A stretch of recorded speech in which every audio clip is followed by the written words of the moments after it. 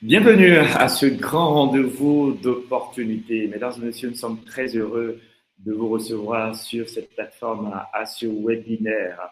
Nous allons passer d'agréables moments en cette matinée et infiniment merci de prendre votre temps pour être là. Ce que je vais vous demander à présent, c'est de vous inscrire dans le chat. Dites-moi simplement qui vous êtes et de quel pays, depuis quel pays vous nous suivez. Et cela nous permettra donc de mettre des noms sur les belles personnes que vous êtes.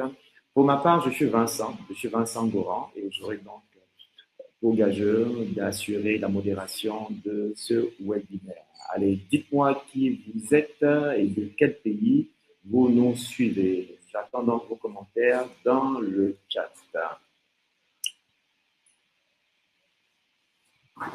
Allez-y, commencez à vous inscrire. Dites-moi qui vous êtes et depuis quel pays vous nous suivez. Je sais que depuis 5 continents, nous avons des internautes qui nous suivront.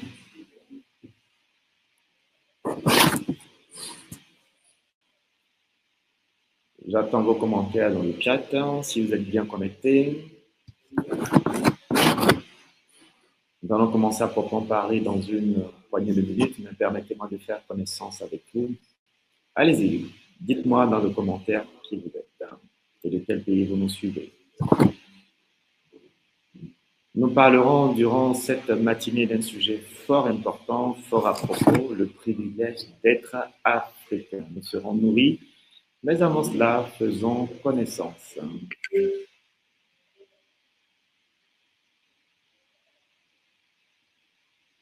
Je vous attends, j'attends vos commentaires, mesdames et messieurs.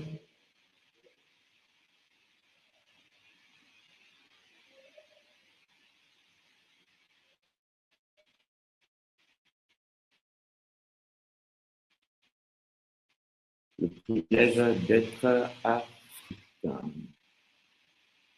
C'est un ce matin, un thème qui va nous permettre de bouger et surtout de saisir de belles opportunités. Et ces opportunités seront dites par un expert dans son domaine. Et je n'en dirai pas plus. Dès lors, nous connectons-nous, connectons-nous. Dites-moi qui vous êtes si vous m'entendez. Dites-moi en commentaire de quel pays vous nous suivez.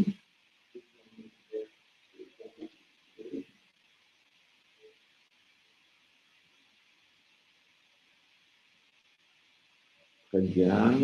Je pense que les uns et les autres sont en train de se connecter progressivement. Et nous allons pouvoir démarrer dans une poignée de minutes. Qu'est-ce que ça veut dire d'être africain? Être fier d'être appelé africain? Appréciez-vous ce continent qui regorge d'énormes opportunités dont nous parlerons ce matin? Êtes-vous fier d'être africain, mes chers amis? Dites-le moi en commentaire avant que nous ne démarrions à proprement parler ce webinaire.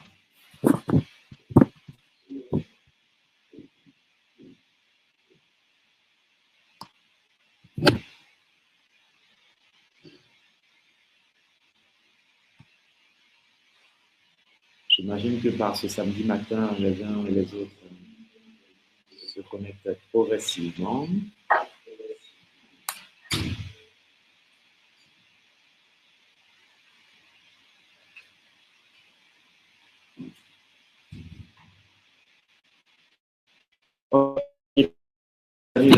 J'attends vos commentaires. Mettez-moi juste un petit commentaire dans le chat.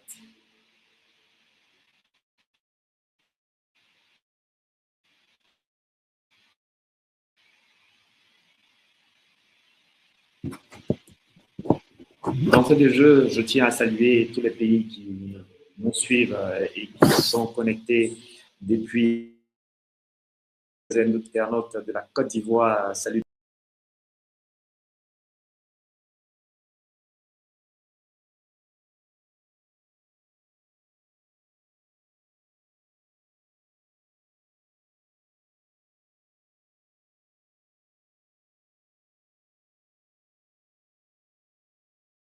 Qui nous suivent également du Merci au Bénin qui nous suit également. Ils sont très nombreux du côté du Congo RDC, du Congo Brazzaville également. Nos amis les Gabonais ne sont pas en reste. Bravo nos amis gabonais d'être connectés ce matin. Et le Tchad, bravo Tchad, merci. Le Mali, Mauritanie, merci beaucoup d'être connectés massivement ce matin. Et notre pays, ami, frère, pays du Maroc. Merci à nos frères et sœurs du Maroc d'être également connectés massivement. Nous sommes très, très, très, très, très, très heureux. Et je n'oublierai pas nos amis de la diaspora, l'Europe qui nous suit, ceux qui nous suivent également des Amériques, de l'Asie. Nous sommes très fiers, très heureux de vous savoir massivement connectés nos frères et sœurs de la France, de l'Italie. Bravo, nous sommes très heureux. Nous allons passer de très, très, très beaux moments ensemble au cours de ce webinaire. Et je tiens à dire également particulièrement un grand merci à Gabon News. Gabon News, qui c'est la première chaîne d'information en termes de site, site d'information en ligne au Gabon. Depuis l'année 2004, donc cela fait 22 ans que cette chaîne excelle dans son domaine. Cette chaîne crée ce pont entre la diaspora, les investisseurs et les pays africains. Et c'est une très, très, très belle chose. Merci à Gabon News de retranscrire en direct ce webinaire et nous en sommes vraiment très, très, très, très heureux. Mesdames, Messieurs, vous attendiez ce webinaire depuis belle lurette et de quoi parlerons-nous ce matin? De quoi parlerons-nous? Nous parlerons surtout de 1,4 milliard d'opportunités. Oui, vous m'avez bien entendu, 1,4 milliard d'opportunités à saisir ce matin. 1,4 milliard d'opportunités à portée de main. C'est ce qui vous sera révélé aujourd'hui au cours de ce webinaire. Il s'agira surtout pour nous de savoir comment convertir, comment transformer les petites opportunités en réalité. Et ainsi, à la fin de ce webinaire, vous aurez des clés pour devenir ces hommes et ces femmes qui façonnent et qui transforment ce continent. C'est un bout d'opportunités panafricaines. Alors, restez connectés jusqu'à la fin parce que vous allez en tirer le net plus ultra en matière d'opportunités. Et c'est ce que nous voulons pour ce continent, c'est ce que nous voulons pour chacun de nous tous. Une seule personne est commise pour nous entretenir sur ce thème. C'est un homme pour qui nous avons une grande admiration. C'est un homme qui est d'abord africain. C'est un Africain. Africain dans l'âme, Africain également dans le cœur et surtout Africain passionné de son continent. C'est un homme, pour l'avoir côtoyé depuis maintenant plusieurs années, qui vit pour une cause plus grande que sa propre vie. Et c'est ce qui me passionne particulièrement en cette personne. Sur un TEDx, à un moment donné, et entendu, je veux changer le monde. Et il a dit, l'homme a pris son bâton de pèlerin depuis lors, il sillonne ce continent pour apporter sa pierre à l'édifice de la construction de ce continent. Depuis maintenant 40 années d'expérience professionnelle, avec une bonne partie de ce parcours dans un environnement privé, cet homme a apporté véritablement de la plus-value à différentes entreprises. Et pour 25 pays francophones et anglophones, on peut dire que cet homme connaît bien notre continent. Son cœur bat pour ce continent. Et sachez qu'à ses heures gagnées, il est auteur, il est écrivain. À son actif, 2 ouvrages. Vous avez 51 pratiques fondamentales des leaders. C'est un best-seller. Et récemment, il a sorti cet ouvrage, Être un bon chef. Être un bon chef sur ce continent africain. Il nous parle de valeurs africaines et c'est un livre que je vous conseille également vivement. Cet homme est président et fondateur d'Afrique Consciente. Cette organisation qui œuvre au développement et à la croissance de notre cher continent. Et par-dessus tout, depuis l'année dernière, il est le président de l'UAP ZLECAf. Mesdames, Messieurs, présenter cet homme me prendrait 3 jours dont je ne dispose pas.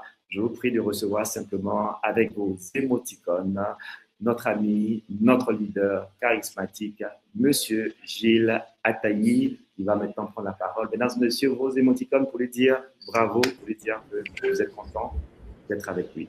Monsieur Attali, vous avez à présent la parole. Bonjour, bonjour, et merci beaucoup de nous recevoir. On a eu ce matin, je dois le dire parce que c'est la vérité, quelques petits soucis techniques avec la qualité d'Internet qui fait que peut-être vous n'avez pas eu l'opportunité d'écouter très bien ce qui a été dit au départ, mais je crois que tout est en train de se mettre en place pour que ça aille mieux. Aujourd'hui, de quoi allons-nous parler? Quand on a sorti le titre « Le privilège d'être africain », il y a eu beaucoup de questions qui me sont arrivées directement. Franchement, Gilles, de quel privilège peux-tu parler quand tu vois l'Afrique que tu connais aujourd'hui? De quoi peut-il s'agir lorsque tu parles de privilège?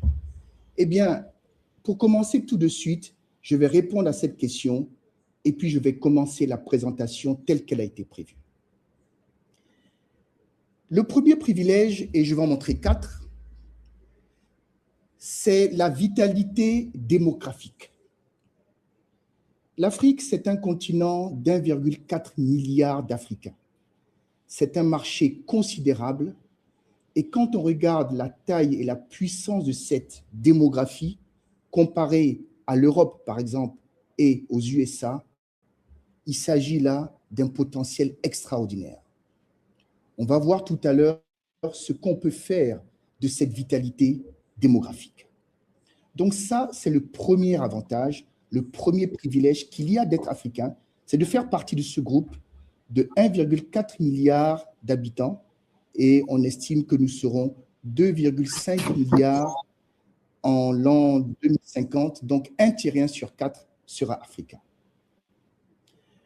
Le deuxième privilège, c'est, je dirais même, la qualité de cette démographie.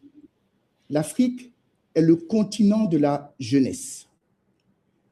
Il faut, pour bien le comprendre, comparer ce qui est comparable, donc les autres pays, et de se rendre compte que l'âge médian en Afrique est de 19 ans, quand au Japon, il est de 49 ans, en Europe, 44 ans, en Chine, de 39 ans, 60% de la population africaine a moins de 25 ans. En étant donc la plus petite, ou dirons la plus jeune population du monde, c'est forcément une force vive pour l'avenir de ce continent. Donc, vitalité démographique, puis continent de la jeunesse. Le troisième privilège, et il est de taille, c'est que l'Afrique a la plus grande part, et de très loin, la plus grande part des terres arables non cultivées disponibles. Les chiffres que j'affiche ici à l'écran vous montrent que sur les terres disponibles non cultivées dans le monde, 60% sont en Afrique. C'est un potentiel agricole phénoménal, non simplement pour nourrir le continent, mais également pour nourrir le monde. Quand on parle de terre en Afrique, la conversation va toujours sur le sous-sol. Oui, mais c'est volontiers que je ne parlerai pas aujourd'hui du privilège qu'il y a d'y avoir le sous-sol riche en minerais. Je veux juste me contenter ici, non pas du sous-sol, mais du sol. L'Afrique est vraiment le grenier du monde. Les questions qui commencent à venir à l'esprit, mais c'est bien tout ça. Mais qu'est-ce qu'on va en faire? On va en parler un peu plus tard tout à l'heure. Le quatrième avantage, le quatrième privilège, c'est que l'Afrique a une position maritime stratégique exceptionnelle. Sur les 54 pays d'Afrique, 38 pays sont des pays côtiers. L'Afrique a plus de 30 000 kilomètres de côtes et les 4 mers ou océans qui l'entourent sont l'océan Atlantique, l'océan Indien, la mer Méditerranée et la mer Rouge, ce qui place l'Afrique dans une position stratégique exceptionnelle pour le commerce mondial et pour les routes maritimes internationales. Et le cinquième privilège qu'il y a, c'est justement celui-là qui nous amène à parler ensemble, c'est que nous sommes potentiellement la plus grande zone de libre-échange depuis l'OMC. C'est-à-dire que la ZLECAf, qui veut dire la zone de libre-échange continentale africaine, ou tout simplement le continent africain, c'est 1,4 milliard de consommateurs, c'est 54 pays membres, c'est 3 400 milliards de dollars de PIB cumulés et c'est 90% du commerce existant qu'il faut libéraliser. Donc, si je reprends ce que j'ai voulu dire depuis le départ, la première chose, c'est notre vitalité démographique. La deuxième chose, c'est la qualité de notre population. Elle est jeune, quand beaucoup de continents, nous l'avons vu tout à l'heure, sont vieillissants. La troisième chose, c'est l'accès à la mer incroyable, avec 30 000 kilomètres d'accès à la mer. La quatrième chose, c'était donc les terres arables. 60% des terres disponibles sont en Afrique. Et la cinquième que je vous présente maintenant, c'est le plus grand marché intégré possible qui s'appelle l'Afrique et que nous essayons de faire vivre par la zone de libre-échange continentale africaine. Il y a même un sixième avantage que j'aurais pu mettre, mais que je n'ai pas mis. C'est de parler de notre culture, c'est de parler de nos traditions, c'est de parler de nos valeurs, c'est de parler de la manière dont nous pensons dans un monde en totale décrépitude, en démoralisation incroyable. L'Afrique a peut-être quelque chose à offrir dans ce monde qui se perd. Mais voyez-vous, je ne l'ai même pas mis comme avantage parce que cela peut amener des conversations, parce que ce n'est pas toujours chiffré, ce point-là. Mais les 5 points que je viens de vous donner, il y a des chiffres qui l'attestent, tout ceci sont des opportunités exceptionnelles. En fait, il faut voir ce que les médias nous racontent et ce que nous disent les données. Les données, ce sont des chiffres et on va les voir ensemble tout de suite. L'histoire qu'on raconte et que malheureusement, beaucoup d'Africains se racontent eux-mêmes, c'est la pauvreté endémique, c'est les conflits permanents et c'est la dépendance extérieure. Oui, tout ceci est vrai. La pauvreté que nous avons en Afrique est insupportable. Les conflits permanents qui sont fomentés bien souvent de l'extérieur et dans lesquels les pièges qui sont tendus, beaucoup d'entre nous tombent, la dépendance extérieure qui fait que le service de la dette écrase l'économie de nos pays, ce ne sont pas simplement des histoires qu'on nous raconte, c'est un récit tronqué. Ça ne reflète pas toute la réalité. Parce qu'à côté, sur votre écran, il y a la réalité des données. Et je prends des données en 2026. L'Afrique, c'est quand même en 20 ans une classe moyenne multipliée par 3. Donc, c'est une croissance soutenue du pouvoir d'achat. L'Afrique, ce n'est pas suffisant, mais c'est tout de même déjà un taux d'alphabétisation de 65%. C'est 25 points gagnés en une génération. L'économie numérique, et là j'ai les chiffres de projection en fin 2025, c'est 180 milliards de dollars que pèse l'économie numérique en Afrique. Et dans les 10 économies du monde qui affichent les plus grandes croissances, 6 viennent du continent africain. Tout ceci n'est pas suffisant et ne peut pas suffire à être content. Il y a beaucoup d'opportunités pour faire bien mieux quand on a regardé ce que j'ai dit tout à l'heure, qui sont, 1, les avantages, ou plutôt les avantages, oui, les avantages d'être africain et la réalité des données par rapport à ce qu'on raconte. Il y a des opportunités et pour vous, je vais en lister 7. Et là, ça me donne le plan de ce que nous allons voir aujourd'hui. Il y a 7 opportunités que je vais voir avec vous maintenant Il y a ensuite 3 erreurs que nous devons impérativement éviter.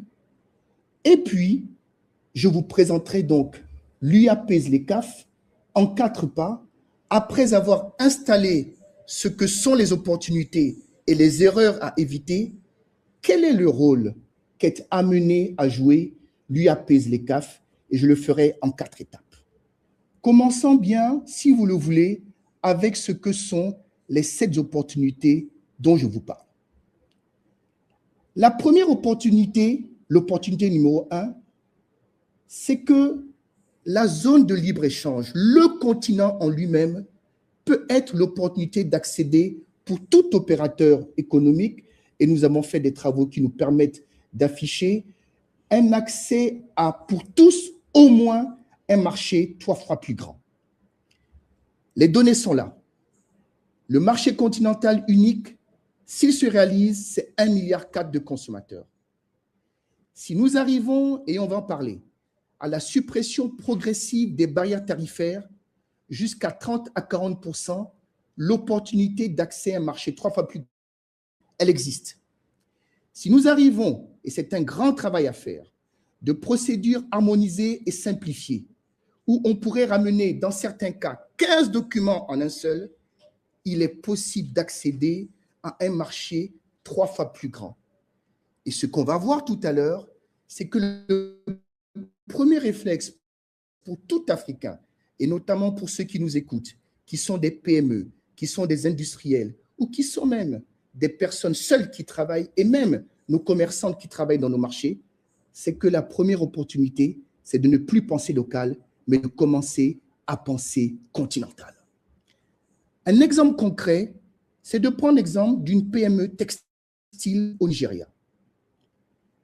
Si les procédures harmonisées sont connues, si la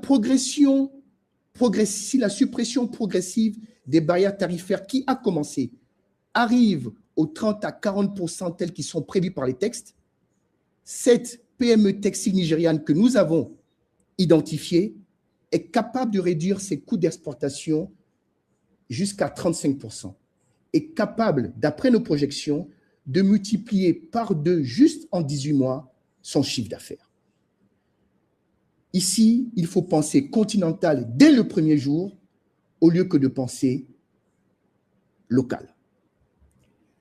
La deuxième opportunité, c'est de créer des chaînes de valeur africaines. Aujourd'hui, ce que nous avons encore trop, c'est des chaînes de valeur qui ne sont pas africaines. Et je prends un exemple que je connais bien. La Tanzanie produit du café.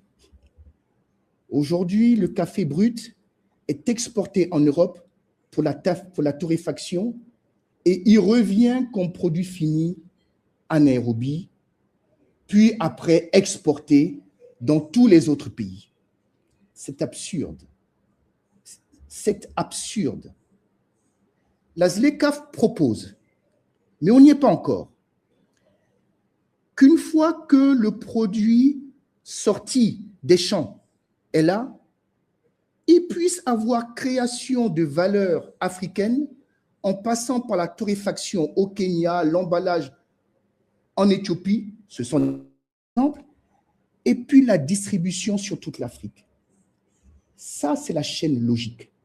En faisant cela, non seulement nous créons de la valeur à l'intérieur, mais en plus, nous créons des emplois locaux. On va le voir tout à l'heure. L'opportunité, elle est également dans le courage de prendre des décisions et d'y s'y tenir. Mais ce que nous faisons aujourd'hui, c'est de montrer le canevas de toutes les possibilités, les mines d'or sur lesquelles nous sommes assises et pour lesquelles, malheureusement, trop peu d'Africains ont conscience. Ça, c'est donc l'opportunité 2. L'opportunité 1, donc, créer un marché continental.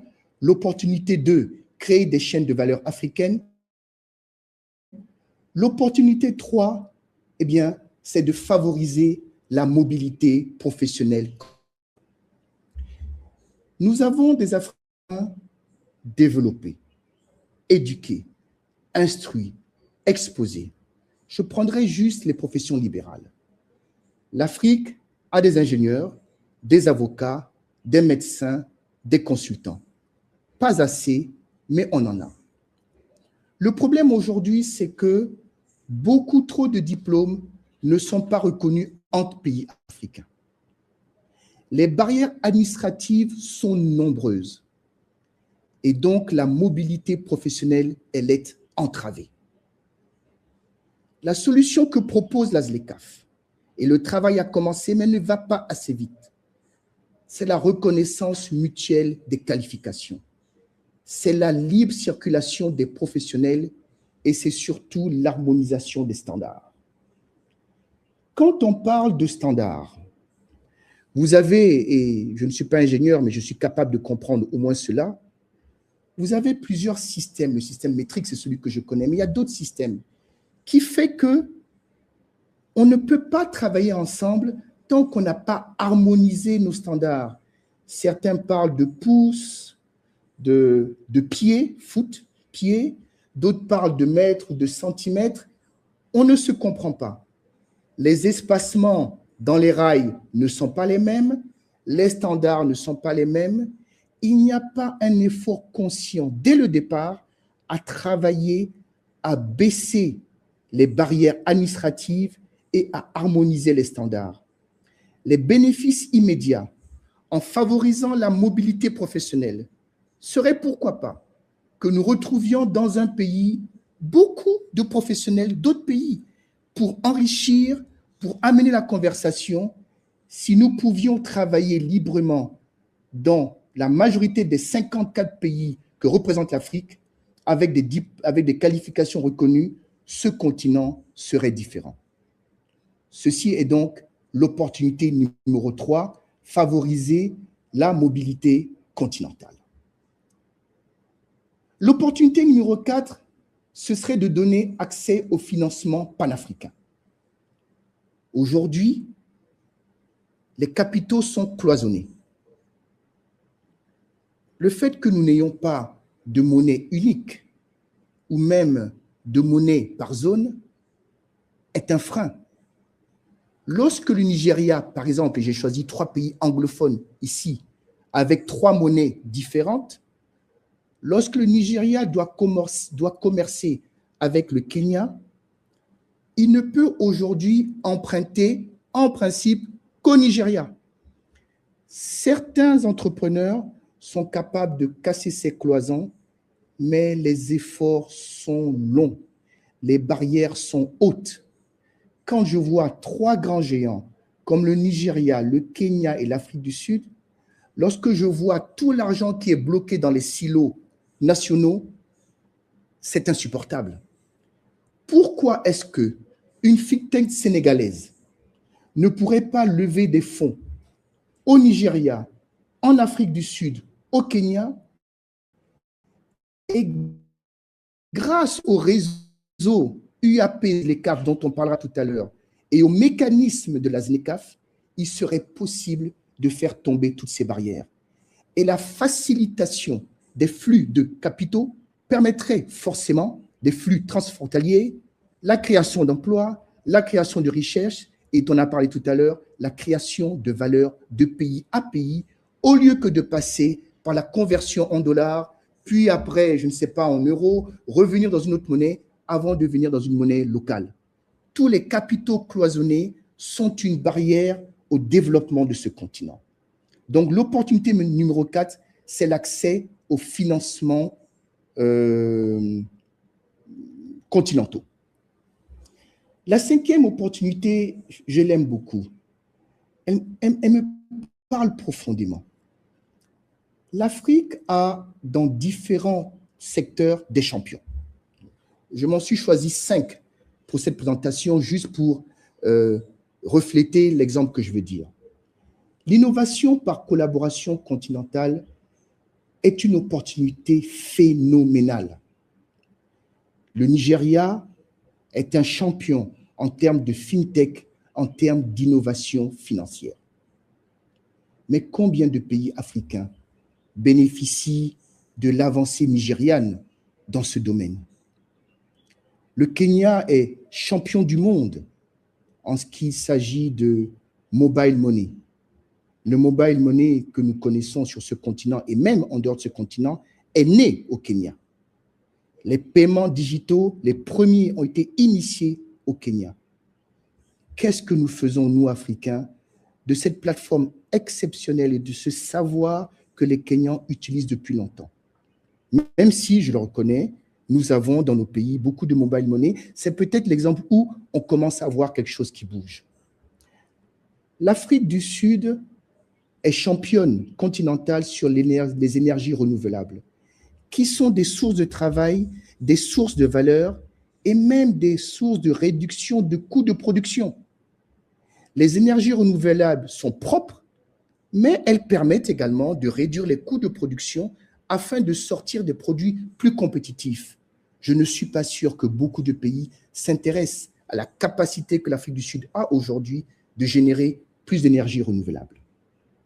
Le Rwanda est connu pour son e-gouvernance. Il y a des choses à apprendre au Rwanda. Le Maroc est connu pour sa qualité d'infrastructure et la qualité de ses sociétés en construction. Voilà donc 5 champions continentaux. Imaginez si tout le monde collaborait. Imaginez les transferts de technologies, les partenariats en recherche et développement, la circulation des innovateurs, où il serait tranquille en Côte d'Ivoire de pouvoir inviter le savoir nigérian en termes d'innovation financière, qui serait facile au Togo d'inviter le Kenya pour aller plus vite dans les paiements digitaux et les mobile money, d'inviter sur un autre territoire, l'Afrique du Sud, le Rwanda, le Maroc, et il y en a d'autres, mais qui est une foison de partage. Imaginez si tout le monde collaborait et que nous permettions une libre circulation des innovateurs. L'opportunité, elle existe par la connexion d'écosystèmes d'excellence afin d'innover et de pousser l'innovation panafricaine. Ça, c'était l'opportunité numéro 5. L'opportunité numéro 6 serait la circulation de nos échanges par le Centre panafricain de règlement des différends en matière d'investissement et de commerce. Un frein majeur pour beaucoup d'opérateurs économiques, et il y en a certains qui m'écoutent, même des petits entrepreneurs, c'est la crainte des litiges commerciaux transfrontaliers. Et aujourd'hui, quand il y a des litiges commerciaux transfrontaliers, dites-moi, où est-ce qu'ils sont résolus? Ils sont résolus, ils trouvent résolution, des fois arbitrage, ce qui n'est pas une mauvaise chose d'ailleurs, mais cet arbitrage a lieu hors de nos frontières. Ce sont des tribunaux de commerce hors d'Afrique qui gèrent ceci. C'est des fuites de capitaux inacceptables. Mais la crainte de litiges commerciaux transfrontaliers, elle est légitime.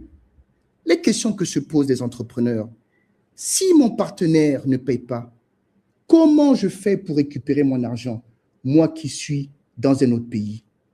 Quelle juridiction s'appliquerait en cas de conflit?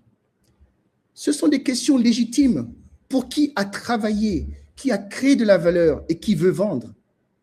L'opportunité, elle existe en la création d'un arbitrage africain rapide et adapté, avec un mécanisme africain dirigé par des experts africains, avec la résolution rapide et adaptée au contexte africain, avec une alternative crédible, mais qui devrait être la première alternative à considérer avant de considérer tout autre arbitrage européen et américain.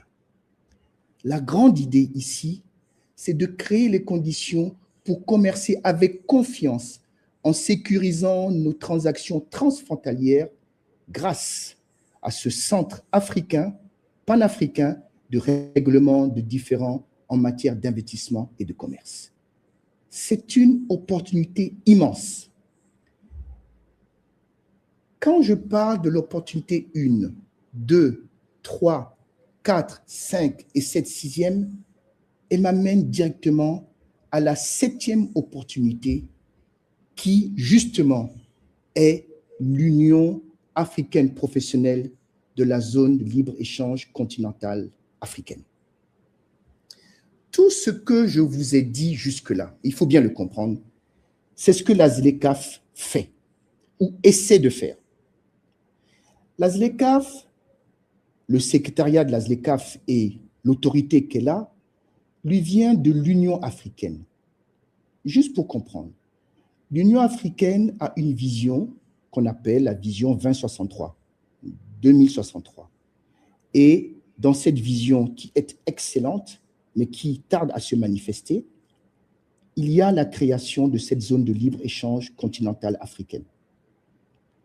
Eh bien, la ZLECAf doit aider à gagner toutes les 6 premières batailles que je vous ai indiquées tout à l'heure.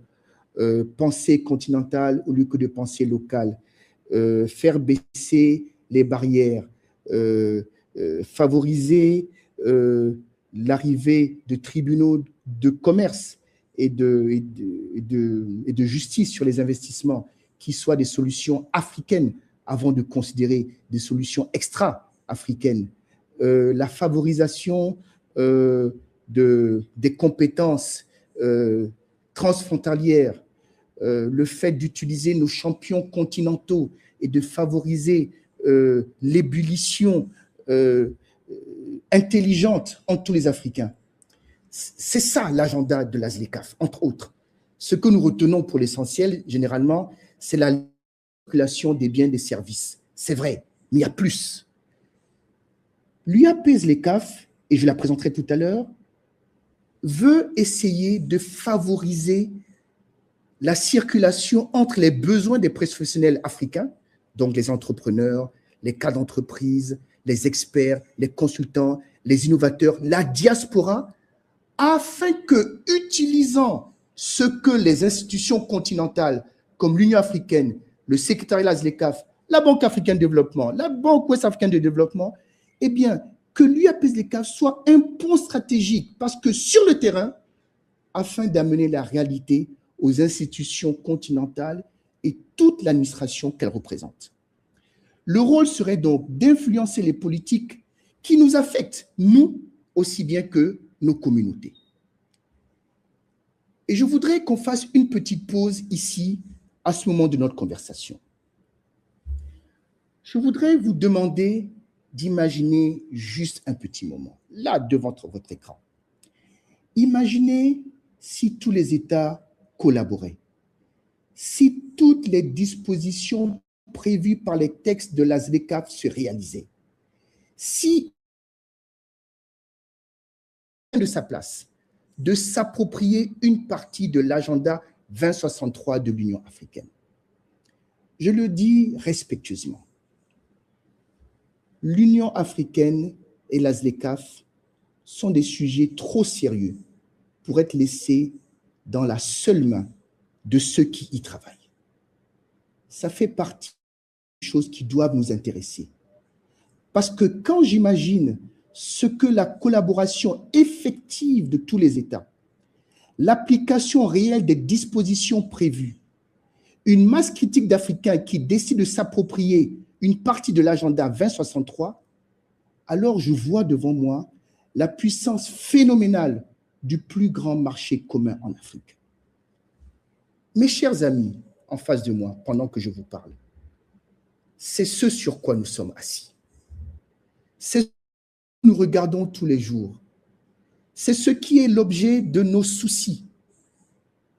Mais il faut les aider. Je ne veux pas juste être dans la dénonciation de ce qui ne marche pas. Je voudrais pouvoir dire ce que moi je fais. Et vous également, chacun de votre place, vous devrez pouvoir vous poser la question, qu'est-ce que je fais pour que ça marche? Oui, c'est facile. Et c'est facile à dire, oui, ça ne marche pas bien. Ce sont des lourdes machines administratives. Rien ne se passe. Je ne suis pas sûr. D'ailleurs, c'est quoi même la ZLECAf? Mais si on ne cherche pas à savoir ce que c'est, si on ne cherche pas à savoir ce que c'est que l'agenda 2063, on aura du mal à jamais réaliser ce que l'on veut. Donc, à ce point, je vous demande d'imaginer ce que serait pour nous la puissance phénoménale du plus grand marché commun au monde. Je parle donc des 54 États que nous sommes. Et pour y penser, je voudrais vous demander de considérer 3 erreurs qu'il faut éviter absolument. Donc, en rappel de ce que j'ai dit tout à l'heure, regardez sur votre gauche en vert les 7 opportunités dont je vous ai parlé. Et maintenant, je vais vous parler des 3 erreurs qu'il faut éviter avant de mieux définir la place de l'UAP-ZLECAf dans cette équation. Les 3 erreurs qui tuent toute ambition africaine, les erreurs qu'il nous faut éviter afin d'aller avec grand courage à la conquête des marchés globaux. La première chose, c'est d'arrêter de penser local dans un monde continental. Je rencontre beaucoup de PME et beaucoup de personnes intelligentes, travailleuses, qui font de grands sacrifices, des personnes de très, très grande valeur. Mais l'erreur que je vois toujours, c'est je vais d'abord réussir dans mon pays et puis après, je vais internationaliser. Cette manière de penser, elle est fausse. Parce que quel que soit votre marché local, il est trop souvent trop étroit pour atteindre une taille critique. Il y a des pays sur ce continent qui ont moins de 5 millions d'habitants. Ils ne peuvent pas se développer seuls, sauf de penser en dehors de leurs frontières. Il y a des pays qui ont 10 millions d'habitants. C'est petit. Vous ne faites rien avec 10 millions sur un marché. Regardez l'Europe. Tous les efforts qu'ils font, l'engagement qu'ils font, tout ce qu'ils mettent derrière pour avoir une Europe forte, et même, ils n'y arrivent pas. Mais si nous, on ne pense pas en amont, que nos marchés locaux sont trop étroits, et que pour atteindre la taille critique de notre potentiel, il faut penser continuer d'abord dans mon pays, puis je vais internationaliser, est la première erreur à faire. Nos concurrents internationaux, ils pensent continental dès le jour 1. Toutes les personnes qui exportent ou qui vendent sur la terre d'Afrique leurs biens ne pensent pas Togo ou Gabon ou Rwanda ou Burkina ou Mali. Je prends des pays qui n'ont pas de grande population. Moi, des fois, ils peuvent penser juste Nigeria, juste Kenya, juste Congo démocratique. Mais les opérateurs tombent pour l'essentiel. Nous devons apprendre à penser dès le premier jour continental. Et si vous perdez 5 à 10 ans de votre précieux à construire localement ce que vous aurez pu construire continentalement, vous perdez déjà beaucoup dès le top départ. La bonne approche serait, à chaque fois que vous concevez un projet, de cibler tout de suite 3 à 5 marchés pilotes africains. La vision locale est limitée, la vision continentale, elle est beaucoup plus grande de manière exponentielle. Ça, si vous voulez, c'est la première erreur. La deuxième erreur, et je le vois encore, avec des dirigeants de PME ou des dirigeants de grande industrie, qui sont des personnes absolument brillantes, qui travaillent, intelligentes et qui font beaucoup de sacrifices. Elles travaillent seules, sans partenariat. Le syndrome du self-made man est souvent pour nous le début de l'erreur. Je vais réussir par moi-même. Je n'ai besoin de personne. Je pense aux quelques pays que j'ai déjà cités. Comment tu penses que tu peux réussir quand tu parles d'un petit marché aussi étriqué que ton pays, alors que tu as 1,4 milliard de consommateurs qui t'attendent? La réalité, c'est que tous les succès sont collectifs. Je vais prendre 3 grandes compagnies qu'on connaît partout. MTN, elle a réussi, cette compagnie sud-africaine, grâce à des partenariats de distribution dans plus de 20 pays africains, en concédant sa distribution localement, en ayant des partenariats de distribution. M-Pesa, je vous ai parlé tout à l'heure de mobile money au Kenya, M-Pesa a explosé à cause des alliances avec des milliers d'agents locaux, pas seulement au Kenya, mais dans les pays limitrophes.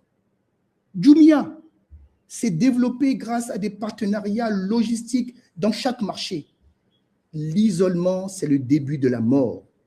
Les réseaux collectifs, ensemble, forment la puissance. La bonne approche, c'est d'identifier tout de suite vos angles morts, de nouer des partenariats Afrique-Afrique, et j'en parlerai tout à l'heure, de rejoindre des réseaux professionnels comme l'UAP-ZLECAf. Ça, c'est donc l'erreur numéro 2.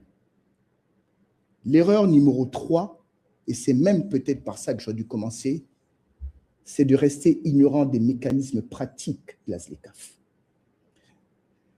J'avais une conversation avant-hier avec une âme très gentille qui me disait, une personne très gentille, qui me disait, tu sais quoi, Gilles, la ZLECAf, j'ai entendu ce nom, mais je ne sais même pas ce que c'est.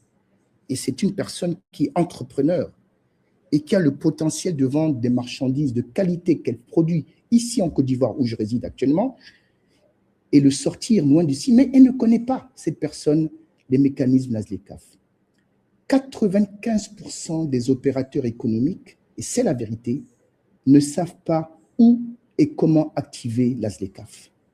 La conséquence, c'est que nous avons des PME africaines qui sont totalement exclues des opportunités commerciales continentales. Et je suis sûr que beaucoup de personnes qui m'écoutent actuellement ne savent pas ce que la ZLECAf peut leur offrir. Il y a des grands groupes, des multinationales africaines qui captent tous les bénéfices.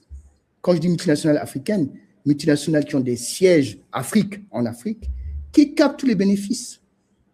Et donc, les opérateurs locaux africains payent des taxes inutilement par manque de connaissances. La première chose que je propose tout de suite, c'est qu'une fois qu'on a terminé cela, j'en parlerai encore avant de prendre les questions et réponses, c'est de sortir de l'ignorance, qui ne sont que des opportunités perdues, de sortir de la boîte outils fermée, mais de se former et de comprendre dans la boîte à outils maîtrisée quels sont les avantages compétitifs qu'il y a à utiliser des mécanismes disponibles pour vous. La bonne approche, c'est donc de se former sur des mécanismes pratiques, c'est de contacter des points focaux nationaux ZLECAf et UAP-ZLECAf et d'utiliser des guides pratiques disponibles que vous pouvez même interroger sur les réseaux sociaux avant même que d'aller rencontrer les représentants ou les représentations nationales dans vos pays. J'ai donc fini à ce stade de ma conversation avec vous, avec les 7 opportunités, nous les avons vues. Le marché continental d'1,4 milliard, des chaînes de valeur proprement africaines, la mobilité professionnelle intra-Afrique, le financement panafricain, l'innovation collaborative en profitant des champions continentaux que nous avons, la résolution des litiges en termes d'investissement et commerciaux, et puis le plaidoyer continental, ce rôle que veut jouer l'UAP-ZLECAf. Je vous ai parlé des 3 erreurs qu'il faut éviter absolument. Ne pensez plus local. Dès le jour 1, commencez à penser continental. Ne travaillez pas seul, travaillez avec des partenariats. Les sociétés, les organisations, les institutions qui ont explosé dans le bon sens, ce sont celles qui ont compris l'importance de travailler en partenariat. Et puis, s'il vous plaît, ne soyez pas en ignorance des outils de la ZLECAf. Permettez-moi donc maintenant, une fois que j'ai établi tout ceci, de vous parler de l'UAP-ZLECAf. Tout à l'heure, je me présentais, ou plutôt mon cher ami Vincent Gourand me présentait. Je suis Gilles Ayikoé Atayi et je suis le président de l'Union africaine professionnelle de la ZLECAf. Qui sommes-nous? Est-ce que l'UAP-ZLECAf? Non, ce n'est pas la même chose. La ZLECAf, je l'ai dit tout à l'heure, c'est une institution qui émane de l'Union africaine. L'UAP-ZLECAf, c'est une union libre de professionnels, juste engagés à l'implémentation de l'agenda 2063 de l'Union africaine, dont fait partie la ZLECAf, avec une équipe passionnée et des projets qui font bouger les lignes. L'UAP ZLECAf ne répond pas donc aux États. C'est une association libre de professionnels. Nous avons des avocats, des architectes, beaucoup de compétences. Et nous continuons à implanter jusqu'à 54 représentations nationales et nous avons 8 représentations régionales. Et ces représentations régionales ont été calquées sur les représentations régionales que reconnaît l'Union africaine. Donc, notre raison d'être, union associative de professionnels, de personnes qualifiées et passionnées, c'est de dédier notre temps et une partie de notre savoir, une partie de notre temps et notre savoir, à faire vivre l'agenda 2063. Nous sommes profondément africains et nous sommes convaincus qu'une zone de libre-échange, donc un marché commun est possible. Mais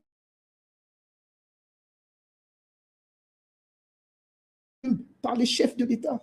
Les chefs d'État, ils ont ceci dans leur agenda, mais ils n'ont pas que ça. Ils ont certainement besoin d'aide, de professionnels que nous sommes, engagés pour faire bouger les lignes. Les États sont fiers de leur souveraineté et c'est difficile de s'en départir.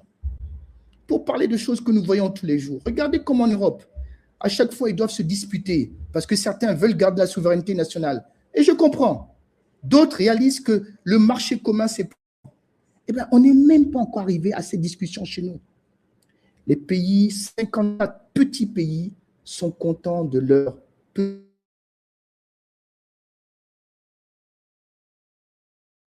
travail à faciliter cette ouverture. Et parce que nous sommes organisés, nous avons 3 corps de gouvernance.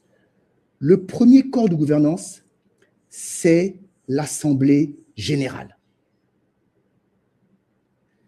Le deuxième corps de gouvernance, c'est le Conseil de présidence, présidé par le président de l'UAP ZLECAf.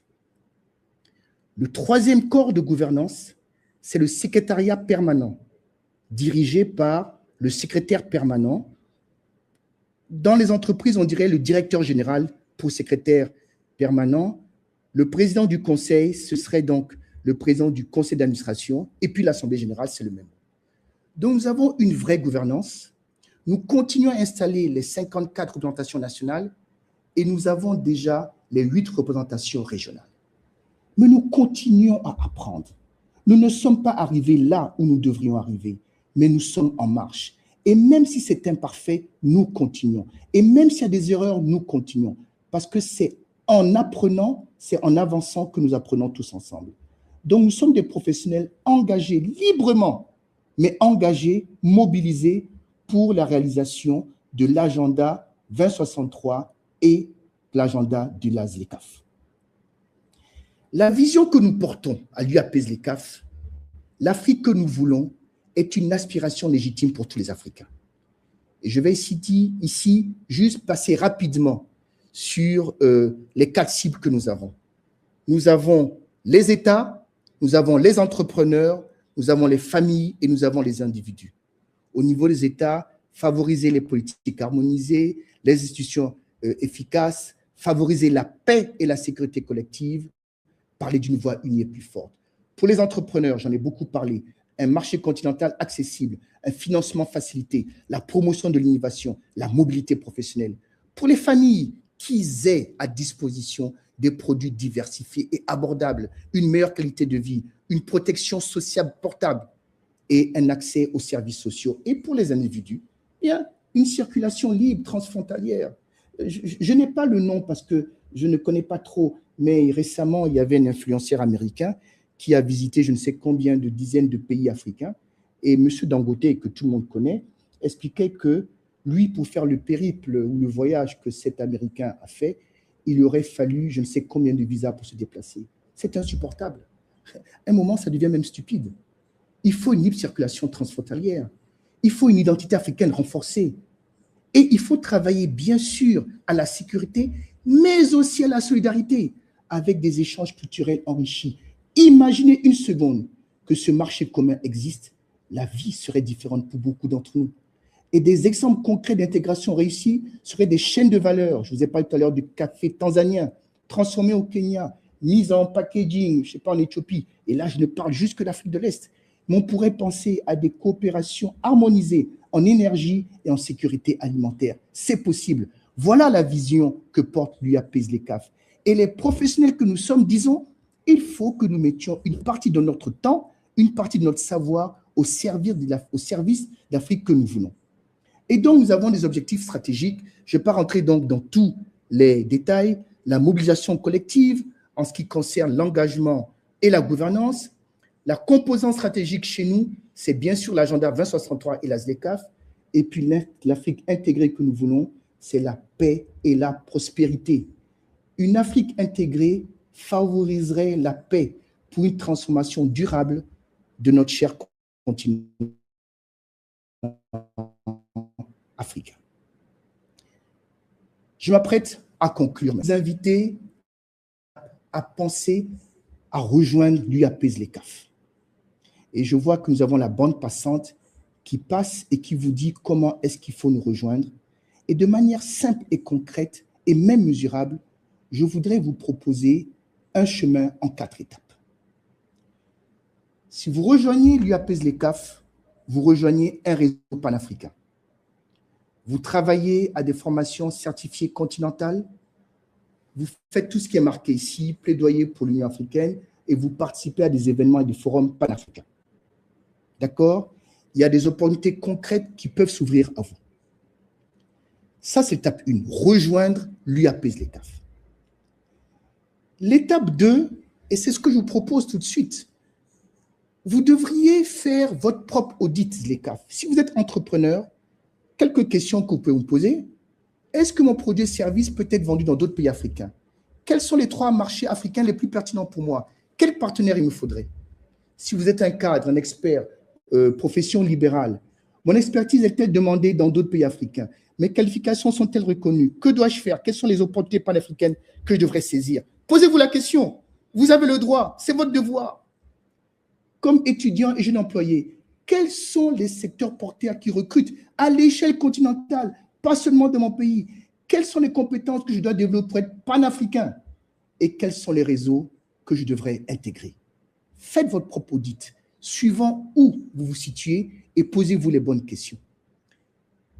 Une fois que vous avez rejoint, identifiez dans l'UAPESLECAF un entrepreneur dans votre secteur et commencez à travailler ensemble, en opérant avec lui, en comprenant plus que votre marché local, en ciblant un expert et en ciblant un investisseur ou un mentor. 3 contacts stratégiques, un entrepreneur dans votre secteur, un expert sur le marché ciblé et un investisseur ou mentor. Et enfin, l'étape 4, testez votre produit dans un autre pays via une vente en ligne pilote. Participez à des salons professionnels dans un pays voisin. Trouvez un distributeur test pour un marché limité. Si vous êtes entrepreneur, proposez même, si vous êtes expert ou consultant, peut-être une mission pro bono ou peut-être quelque chose d'assez léger. Publiez afin de toucher une audience panafricaine.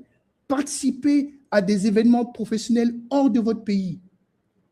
Comme cadre, postulez à des postes panafricains dans votre entreprise. Proposez des projets transversaux filiales africaines et participez à des groupes de travail continentaux.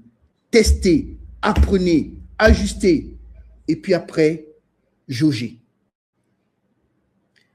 Voilà. Après cette conversation, moi, j'ai juste une question pour vous. Est-ce que vous voulez être un acteur ou juste un spectateur? Voulez-vous commencer à construire, à créer des emplois, à transformer le continent, à influencer les politiques, à faire partie de l'histoire? Ça demandera énergie, action et produira d'impact. Regardez de loin, hésitez constamment, attendre le bon moment. La chose la plus facile, c'est de commenter sans agir, et continue à se demander et si, et si, et si. Ces signes de procrastination sont révélateurs de passivité, de doute et même de regret. Donc, la bande passante, tout le temps de ma conversation, a permis de voir comment est-ce qu'on peut nous rejoindre. Il y a forcément dans mon long exposé des zones d'ombre et je serais donc heureux maintenant de pouvoir répondre à vos questions et je suppose que je vais maintenant à Vincent Gourand. Vincent, est-ce qu'on est toujours ensemble? Et je suis bel et bien là, Monsieur Ataï, je suis bel et bien là. Waouh, waouh, waouh, waouh. J'ai bu pour ma part de petit lait à suivre Monsieur Ataï, à entendre tous ses commentaires, ses recommandations, ses suggestions dignes d'une masterclass et j'apprécie énormément. Waouh, c'était parfait, excellent. Et je lis dans le chat, merci qui dit ceci. J'aime cet appel aux populations africaines. Merci beaucoup, merci pour ce commentaire. Et notre ami Serge Nguessan qui dit ceci, un véritable appel à la solidarité des gens africains. Monsieur Ataï, je crois que vous êtes bien entendu et donc on comprend. Donc, vous de ce matin. Et notre ami Edouard qui fait un commentaire en disant le défi majeur est la convergence et entre les institutions majeures et la convergence, les institutions modernes, les normes éthiques, les structures sociales traditionnelles. Voici donc le commentaire que notre ami Edouard nous fait. Merci infiniment. Et depuis lors, je vous signale que l'île Maurice nous suit. Nous avons Nairobi, nous avons des participants des Comores, de la Côte d'Ivoire, de l'Afrique.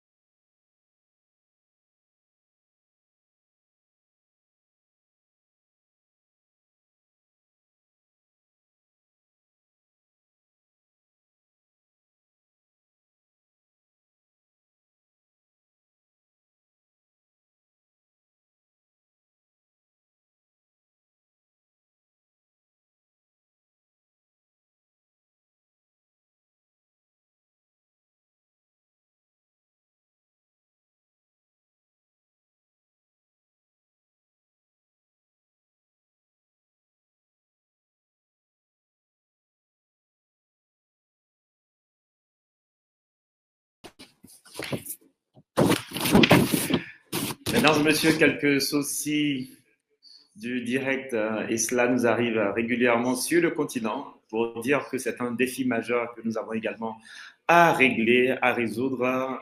les soucis de connexion et de connexion Internet. Je disais tout à l'heure que nous sommes suivis de plusieurs pays à travers le monde entier. Nous avions l'île Maurice, Nairobi, les Comores, la Côte d'Ivoire, l'Afrique du Sud et le Gabon, le Burkina, le Mali, le Burundi, Bruxelles, Accra. Bref, merci infiniment de nous suivre de très, très, très loin et j'espère que vous passez de très, très bons moments en notre compagnie. Et je faisais également état de ces commentaires de Mercy qui disait « J'aime cet appel aux populations africaines ». Et Serge Nguessan qui dit ceci dans le chat « Un véritable appel à la solidarité des intelligences africaines ». Et notre ami est droit de rajouter le défi majeur est la convergence entre les institutions modernes, les normes éthiques, structure sociale et traditionnelle. Mesdames, Messieurs, je vous encourage à poser vos questions dans le chat. Je les prendrai tout à l'heure. Et pour ma part, j'ai beaucoup apprécié les 7 opportunités présentées par M. Attaï. Et je découvre que nous avons 1,4 milliard de consommateurs, opportunités extraordinaires pour les opérateurs économiques. L'opportunité 2 qu'il a affiché, la création de chaînes de valeur africaines, très pertinent. Opportunité 3, mobilité professionnelle. Opportunité 4, l'accès au financement panafricain. L'opportunité 5, l'innovation par la collaboration. Il a présenté ces 5 grands acteurs, ces champions continentaux et leurs best practices naturellement font école. Et l'opportunité 6, la sécurisation de nos échanges. Et enfin, cette opportunité 7 que représente l'ASLECAF. Et j'ai aussi beaucoup apprécié les 3 erreurs affichées qui éveillent notre conscience, notre esprit quant au changement de paradigme, au changement de mindset, au changement d'attitude que nous avons tous opéré. Mesdames, Messieurs, j'ai simplement compris que nous évoluons dans un environnement qui est une mine d'or.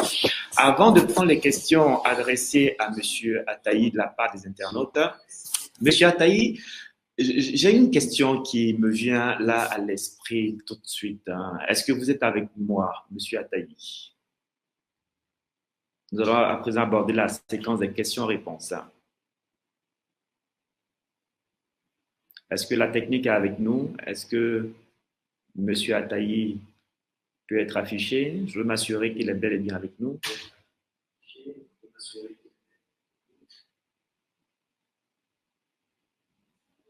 Si la technique est avec moi. Très bien, Monsieur Attaï est là. Très bien. Là, je vous vois et je suis heureux. Voici la question qui me vient à l'esprit tout de suite. De par tout ce que vous avez évoqué, depuis l'entame jusqu'à la fin, je n'ai vu que des opportunités. Je n'ai vu que des mines d'or, que des mines d'or. Et ma question est de savoir, est-ce juste et pertinent de dire que le monde entier voit 1,4 milliard d'opportunités que plusieurs Africains ignorent ou ne voient pas? Est-ce juste et pertinent de le dire ainsi? Et à côté de cela, vous avez évoqué la question des données, les données qui ne mentent pas. Les données nous traduisent une certaine vérité. Mais comment porter une telle vérité à l'attention de nos populations pour qu'elles en soient informées et naturellement saisissent ces opportunités? Voici donc cette question d'ouverture que je tenais à vous apporter avant d'aller plus loin avec les questions de nos internautes. Monsieur Attaï, si vous m'aviez entendu, voici donc ma préoccupation de ce jour.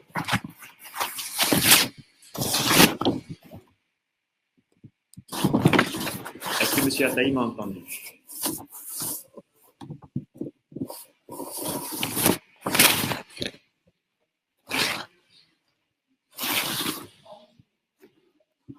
Quelle était la question? Quelle était la question? Tout ce que vous avez dit relève de la mine d'or. Ce sont des opportunités pertinentes, des opportunités, ce sont des faits, ce sont des vérités que vous avez évoquées.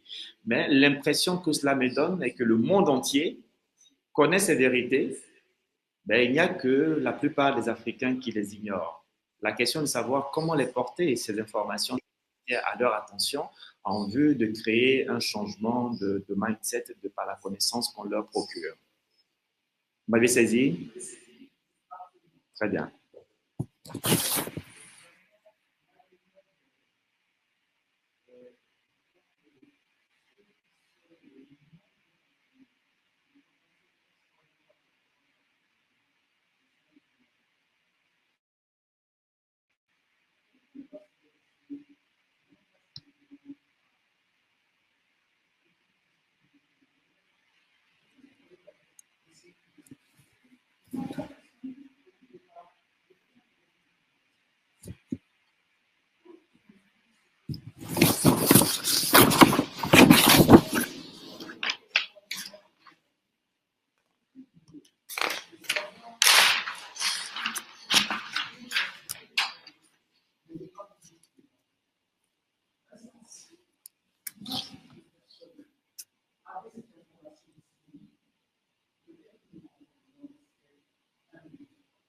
Monsieur Ataï, il semble que nos internautes aient du mal à nous entendre.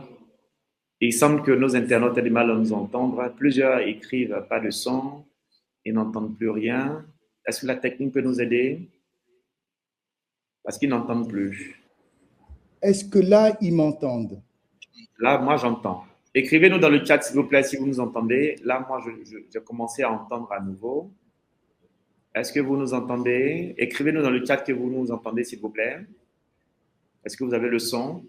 Oui, ok, c'est parfait. voilà. Nous entendons. Oui, voilà. Oui, c'est ça. Donc, ils entendent. Et vraiment, en fait, en réalité, je devrais même commencer par dire merci, merci beaucoup à vous tous qui êtes donc si nombreux à cette conversation. Ça montre l'intérêt. Donc, la réponse à ma question, c'est simple. Il faut avoir ce genre de conversation plus souvent. Il faut avoir ce genre de conversation plus souvent. Il faut expliquer, il faut mobiliser. Et je le dis vraiment humblement, il faut aider les États. Il faut aider les instances que sont l'Union africaine. Il faut aider les instances que sont la ZLECAf. Et c'est ce que nous voulons faire à l'UAP-ZLECAf. Personne ne nous a rien demandé au départ, mais nous sommes juste conscients que seuls, ils ne peuvent pas y arriver. Quelquefois parce qu'ils n'ont pas la proximité avec le terrain, quelquefois parce qu'ils sont dans leur tour d'ivoire, et on pourrait critiquer ça. Mais j'essaie de ne plus critiquer, mais de proposer.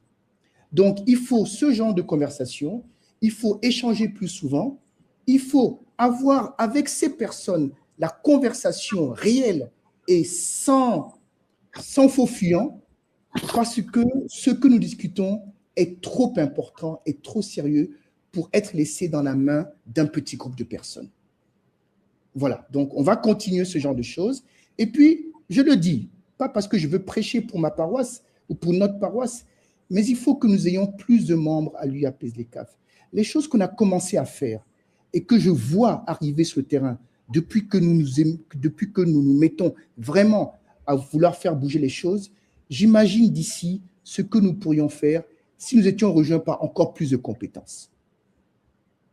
Voilà, c'était ma réponse à la question, cher Vincent. Et je note qu'il faut plus de conversations de ce genre et de ce type pour apporter ce changement de mindset. Merci beaucoup, Monsieur Ataï. Je vais prendre à présent une question. Elle émane de Monsieur Moustache. C'est écrit Monsieur Moustache Fadjo qui dit ceci. Un défi important est l'intégrité et la confiance qui font défaut des fois. Est-ce que vous pouvez commenter cela? Donc, ce qu'il dit, un défi important, intégrité et confiance qui font défaut. Quel est le commentaire de M. Ataï? Je ne peux pas dire grand-chose, malheureusement. Je crois que M. Fadjo, vous avez totalement raison. Et c'est pour ça que je dis qu'il faut qu'on soit une masse critique à nous intéresser à cela. Il y a un défaut de confiance entre les personnes qui souvent dirigent ce genre d'initiative et les personnes qui vivent le résultat de ces initiatives. Il faut la conversation. Je pense que les uns vivent des difficultés que les autres ne comprennent pas. Donc, le pont dont je parlais, l'UAP-ZLECAf, c'est ce pont entre les entrepreneurs, entre les entreprises, entre les familles, entre les individus, et porté régulièrement par le rôle que nous avons décidé de jouer, l'information vraie aux institutions et leur dire telle ou telle chose, vous devriez aller un peu vite, un peu plus vite. Telle ou telle chose a un impact que peut-être vous n'aviez pas pensé ou mesuré. Donc, c'est cela. Le discours, la conversation, elle a commencé. Mais vous savez, on ne fera pas les choses aussi vite. Plus on sera nombreux et plus la vie de nos communautés pourra être améliorée. Soyons plus nombreux, chers amis, et inscrivons-nous, adhérons à l'UAP DECAF. Je prends un commentaire de M. Fabre Gilles qui dit ceci. La volonté politique constitue en réalité le facteur de conversation décisif entre le privilège potentiel et le dividende effectif. C'est son commentaire et naturellement, il abonde dans le même sens que vous. Très bien, très bien. J'essaie de voir les questions. Je suis d'accord avec ce que monsieur Gilles Fabre dit. Et il rajoute d'ailleurs, monsieur Ataï, il rajoute notre ami Fabre Gilles, mais le passage à l'action, quant à lui, relève au premier plan de la volonté politique des dirigeants qui doivent assurer un environnement propice à l'exploitation de ce privilège que vous avez exposé. Voici ce qu'il dit. Vous avez une réaction là-dessus? Non, je pense que M. Fabre Gilles, je crois que c'est le nom que j'ai vu tout à l'heure, dit vrai. Je pense que je suis d'accord avec ça. Mais je vais le redire encore parce que je le pense comme tel. Il faut aider ces personnes. Non, il faut les aider. Je suis dirigeant d'entreprise. Et quelquefois, il y a des choses que je ne sais pas. Mais j'ai vraiment travaillé dès le premier jour à installer dans mon organisation des canaux de conversation libres. Quand l'information m'est remontée, je sais où je dois agir. Donc, il faut une conversation. Les positions des uns ne sont pas plus faciles que les positions des autres. Il faut avoir la conversation. Et quand l'information est remontée, il faut avoir la conversation intelligente pour que les choses bougent. Je ne peux pas commenter plus que ce que M. Fabre dit. Je suis d'accord avec lui. Et je note la conversation. Il faut de la conversation. Monsieur Ataï, vous aviez évoqué tout à l'heure les grandes entreprises comme MTN et autres, qui sur le continent ont réussi à s'implanter durablement, fortement et profondément. Selon vous, quelle devrait être la mission de ces grandes entités qui connaissent le succès, qui ont déjà la pratique de la ZLECAF, si je peux le dire ainsi? Quelle pourrait être leur mission pour assurer ce foisonnement de l'information, de la connaissance, cette démocratisation, pour inspirer les autres Africains à faire comme? Quelle serait leur mission de façon pratique? Le devoir, il est de tous les côtés. Je commencerai d'abord par la ZLECAF. La ZLECAF doit intensifier sérieusement ses missions d'information et porter la bonne nouvelle sur laquelle il travaille. Je parle des personnes, enfin, elles travaillent, la ZLECAF. Donc, elle doit intensifier ses missions d'information pour porter la bonne nouvelle. Je dis, il y a beaucoup de choses qui existent que les opérateurs économiques ne savent pas. La deuxième chose, les opérateurs économiques doivent maintenant s'intéresser sérieusement à ce que c'est que la ZLECAF et ce qu'elle propose. Et c'est là encore, et je le dis parce que c'est juste la vérité, c'est là ce que nous avons commencé, à faire le lien entre les institutions qui existent, qui montrent souvent la volonté de faire avancer les choses, mais qui des fois ne le font pas suffisamment bien parce qu'elles n'ont pas toujours la réalité du terrain. Et puis le terrain lui-même, qui doit apprendre à savoir ce qui existe, sur lequel ils peuvent déjà commencer à travailler et à agir.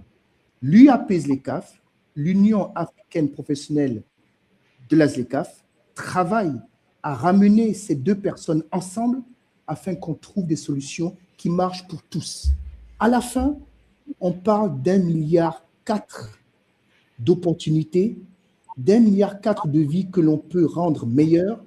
Il faut des décisions courageuses, il faut les prendre, mais il faut d'abord commencer par ça et apprendre les uns des autres.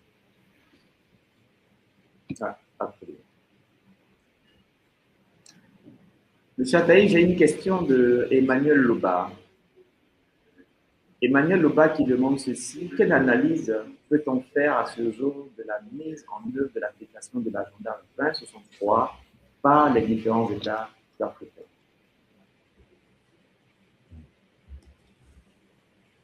Ah oui, redites-moi encore, pardon, j'ai eu un problème. Dites-moi, qu'est-ce qu'il faut? Quelle analyse peut-on faire à ce jour de la mise en œuvre de l'application de l'agenda 2063 par les États africains? La mise en œuvre de l'agenda 2063 par les États africains. je crois que c'est un peu ce dont on a parlé. L'agenda, il existe, il est beau, il est bon, il y a de bonnes résolutions, il n'y a suffisamment pas encore d'application. Voilà. En organisation commerciale, on dirait souvent que les stratégies sont bonnes, l'exécution fait défaut. Voilà. Donc, pour arriver à l'exécution, il faut bien comprendre les stratégies, voir toutes les barrières qui empêchent que cela arrive. Et puis, je crois qu'aussi, à un moment donné, il faut que la question de la responsabilité, de la redevabilité joue. Mais tout ceci dans un contexte de liberté d'expression, de démocratie réelle, où chacun peut apporter respectueusement sa pierre dans la conversation. Et c'est là qu'on en est. Si vous prenez le temps de regarder l'agenda 2063, je vous assure, vous serez étonné de voir ce que vous verrez. Parce que vous n'avez pas l'impression de vivre dans la vraie vie ce que vous voyez dans les textes. Mais les textes sont là, il faut les utiliser. Il faut voir les moyens de comment est-ce qu'on peut arriver à les appliquer. C'est ce travail que nous faisons. Et ça ne se fera pas en 2 jours, mais c'est un travail qu'il faut commencer dès maintenant. Très bien. Il y a notre ami Désiré qui n'a certainement pas bien perçu les conditions d'adhésion et comme certainement d'autres internautes, qui demande à rappeler les conditions d'adhésion à l'UAP. Est-ce que ce sera possible de revenir très rapidement là-dessus? Les conditions d'adhésion. Alors, pendant que je vous parle, déroule en bas, sur la bande passante, les informations les plus importantes. C'est qu'il faut écrire, faire sa demande formelle et envoyer un CV. Rappelez-vous, hein, l'UAP est un groupement professionnel, d'accord? Donc, il est bien que l'on sache quelle est la compétence que la personne qui va nous rejoindre va apporter. Et ce n'est pas un club d'élite. Hein. Je fais vraiment attention à ça. Pas seulement moi, mais toute l'équipe que j'ai le grand bonheur de diriger fait attention à cela, que ce ne soit pas un club d'élite. Nous sommes tous invités, mais il faut faire les choses normalement. Donc, je vois là devant moi que ça passe. Adresser une demande formelle avec votre CV, soit en français, soit en anglais, et puis écrire ce CV et cette lettre au secrétariat permanent. L'adresse est là, admin@aup-afcfta.org. Donc, c'est la manière dont il faut faire pour pouvoir devenir membre de l'UAPSDCAF. Là, sur ce que je vous montre là, vous avez même les conditions qui sont les conditions d'inscription et de cotisation annuelle, qui ne sont pas des conditions extraordinaires, elles ne sont pas difficiles, mais l'organisation vit, l'organisation organise des événements, l'organisation a besoin comme premier financement du financement de ses membres. Et je voudrais dire quelque chose dessus. Au niveau de l'UAPSDCAF, nous avons décidé que, avant de solliciter quelque aide, il faut commencer par soi-même. Donc, les membres de l'UAPSDCAF, pour être membres, nous cotisons, suivant le tableau que vous voyez devant, et les cotisations permettent de vivre à l'essentiel, et quand on pourrait avoir besoin d'autre chose, de solliciter de l'aide. Mais l'aide ne peut pas venir avant la cotisation des membres. Donc, pour répondre clair à notre ami qui demande, la bande passante vous donne l'essentiel dont vous avez besoin pour nous rejoindre. Et en nous rejoignant, vous pouvez aider à faire la réalité de ce qu'aujourd'hui sont encore trop des textes, mais qui ont besoin de se manifester dans la vie de nos populations, de nos communautés. Très bien. Une internaute se prénommant Marie-Sylvie pose la question suivante. Existe-t-il une représentation au Gabon? Et je vais plus loin, existe-t-il des représentations dans les différents pays africains, de l'UAPSDCAF? Alors oui, nous avons des représentations dans plusieurs pays. L'objectif, c'est d'avoir des représentations dans les 54 pays. Nous ne sommes pas encore, mais il y a des pays où nous avons déjà la représentation de l'UAPSDCAF. Il faudrait que je vous tienne honnête avec le Gabon. Je ne suis pas sûr que nous ayons déjà le Gabon. Je ne suis pas sûr. Et malheureusement, je n'ai pas tous les dossiers ici, mais nous avons déjà des représentations dans plusieurs pays. Il faudrait que rapidement nous fassions savoir où nous avons déjà nos représentations. Et il y a des pays où nous continuons à recruter pour avoir des représentants locaux. Et c'est cette chaîne de valeur qui alimente les représentations régionales qui, elles-mêmes, après, remontent au niveau de notre organisation centrale. Très bien. Je crois que malheureusement, et je dis la vérité parce que je regarde un peu l'heure, nous avons promis 10h, 11h30. On va peut-être regarder comment est-ce qu'on atterrit parce que nous sommes suivis en direct par une télévision et elle a ses horaires. Donc, nous sommes tenus de tenir l'heure, malheureusement. Mais prenons encore une question, s'il vous plaît. Et je vais prendre de Armel, la question de Armel qui dit ceci. L'objectif 2 de l'agenda 2063, donc la SLECAF, c'est des citoyens bien formés. Comment décoloniser notre système éducatif, l'harmoniser et le rendre compétitif face aux défis mondiaux? On parle ici du système éducatif. Alors, Armel, je vous remercie pour cette question parce qu'elle est excellente. Elle me permet justement d'arriver à la fin de mon propos. L'éducation est la priorité numéro 1 de tout pays qui se respecte et qui veut se développer. L'éducation ne peut pas être traitée comme la 5e roue du carrosse. Il est devenu urgent, et c'était déjà suffisamment important, de redonner à l'éducation la place qu'elle a. Aujourd'hui, et c'est un constat facile à faire dans beaucoup de nos pays, l'éducation, le système éducatif est totalement déconnecté des réalités. Nous apprenons aujourd'hui dans nos écoles des choses dont on n'a même plus besoin, des choses qui continuent à nous maintenir là où nous sommes. Il nous faut repenser nos systèmes éducatifs. Donc oui, ce que nous avons à faire, c'est de faciliter le courage des bonnes décisions par les personnes qui ont la responsabilité de notre système éducatif et de courageusement former les personnes qui doivent être formées afin que nos enfants aient la qualité qu'il faut afin de devenir compétitifs. Parce que tout ce que nous avons dit, Armel, et vous avez raison, ne pourra pas se passer si nous n'avons pas des Africains formés et formés de manière pertinente. Il ne s'agit pas juste de remplir des salles de classe. Il s'agit de mettre dans l'esprit des enfants ce qui leur permettra demain d'être compétitifs. Et je n'en vois pas beaucoup la manifestation, si je suis sincère, quand nous faisons un audit de nos systèmes éducatifs dans nos pays. Nous n'avons pas la solution aujourd'hui. Nous allons continuer à pousser pour créer le nécessaire d'émulation pour que ce moment arrive. Il est en chemin. Avancer sur le taux d'instruction, sur l'alphabétisation, mais ce n'est plus ça aujourd'hui. Aujourd'hui, il faut maîtriser la technique afin d'être compétitif. Il faut ouvrir des filières courtes quelquefois, ou longues, mais surtout courtes, sur des métiers dont on a besoin et sur lesquels l'Afrique n'a pas encore montré ses compétences. Je le répète en plus de ma longue réponse, l'éducation est la priorité numéro 1 de tout pays qui se respecte et qui veut se développer. Ça veut dire qu'il faut avoir un jour le courage de dire non à ce qui fait aujourd'hui notre système éducatif. Mais c'est encore une autre conversation et on aura certainement l'occasion d'y revenir. Voilà. Très bien.